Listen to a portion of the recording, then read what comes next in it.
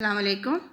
I am your science teacher Samreen Shahid, and we have completed the chapter number 2, changes in matter, what causes them. Before that, in this chapter we have completed two topics, changes in states and also interconversion of changes in states. यानी हम लोग दो तरह के इसके topic पहले हम पढ़ चुके हैं और उसकी डिटेलिंग में हमने आपको आंसर्स भी करवा चुके हैं। चेंजेस इन स्टेट में हमने 3 स्टेट्स ऑफ मैटर के बारे में पढ़ा था, जैसे सॉलिड, लिक्विड और गैसेस, और उनके बारे में पढ़ा था।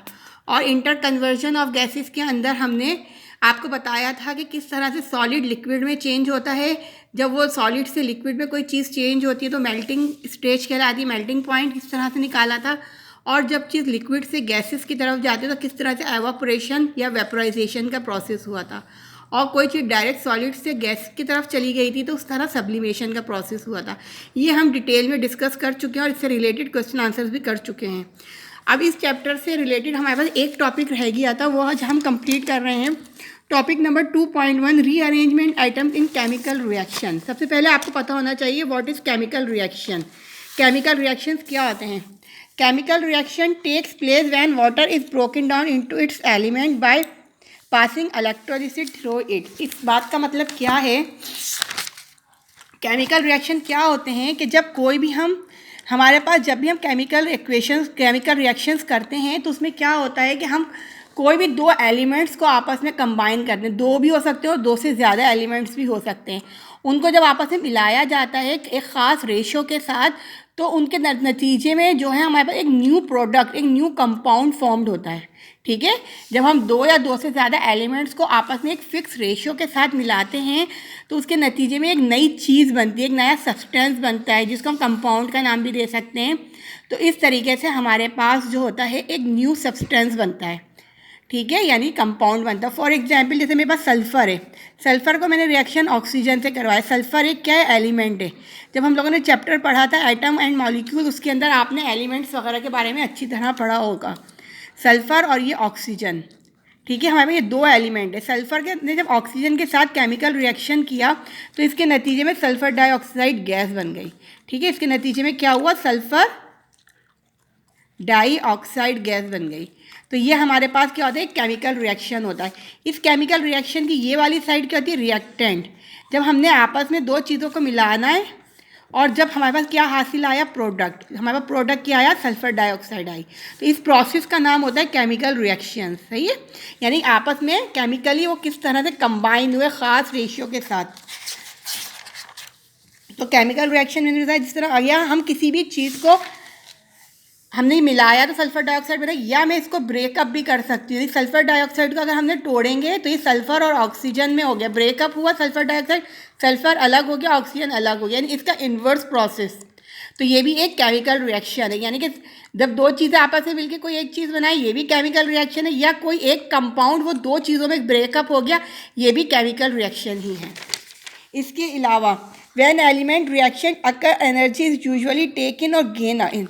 अच्छा, जब ये प्रोसेस होता है, जब ये केमिकल रिएक्शन का प्रोसेस होता है तो या तो इसके अंदर एनर्जी एब्जॉर्ब होती है, ठीक है, या तो इसमें एनर्जी एब्जॉर्ब होती है। जब एनर्जी एब्जॉर्ब होती है तो इस प्रोसेस को कहते हैं एंडोथर्मिक। क्या कहते हैं? एंडोथर्मिक।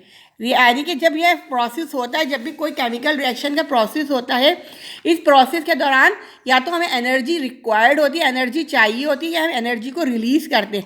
अगर एनर्जी चाहिए होती है तो उसमें पॉजिटिव चार्ज आता है, उसको हम एंडोथर्मिक रिएक्शन करते हैं।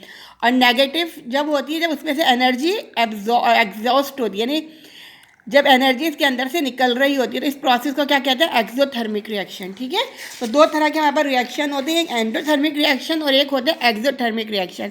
एंडोथर्मिक रिएक्शन की डेफिनेशन पर सुने। Endothermic reaction is the chemical change during which heat is absorb और टेक इन।